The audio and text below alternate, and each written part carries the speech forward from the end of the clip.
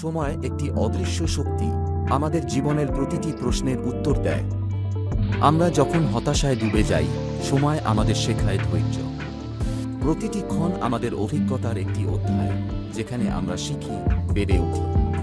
কখনো কখনো আমরা প্রশ্ন করি, কেন, কিভাবে? সময়ের প্রবাহে এই প্রশ্নগুলোর উত্তর ধীরে ধীরে উন্মোচিত হয়। সময় আমাদের স্মৃতি, আমাদের ভুল, আমাদের সাফল্য সবকিছুকে একত্রিত করে। যখন আমরা অতীতে ফিরে তাকাই, তখন বুঝতে পারি যে প্রতিটি ঘটনা, প্রতিটি সিদ্ধান্ত আমাদের গঠন করেছে। সময়ের সাথে সাথে আমরা উপলব্ধি করি যে জীবনের অর্থ কেবল উত্তর খোঁজার মধ্যে নয়, বরং প্রশ্ন করার মধ্যেও নিহিত। সময় আমাদের শেখায় যে সবকিছুই পরিবর্তনশীল। তাই প্রশ্নগুলোকে গ্রহণ করুন, কারণ সময়ই তাদের উত্তর দেবে। সফল হতে হলে আগের ব্যর্থতা গ্রহণ করা জরুরি। আমি নিজে অনেকবার ব্যর্থ হয়েছি। প্রথমে মনে হতো ব্যর্থতা মানে শেষ, কিন্তু আসলে ব্যর্থতা আমাদের শেখায়। প্রতিটি ভুলের মধ্যে লুকিয়ে থাকে মূল্যবান পাঠ।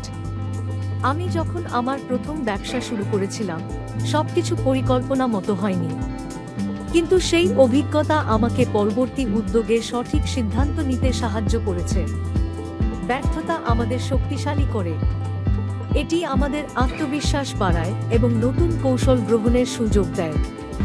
তাই যখনই আপনি ব্যর্থ হন, মনে রাখবেন, এটি একটি পদক্ষেপ, একটি শিক্ষা।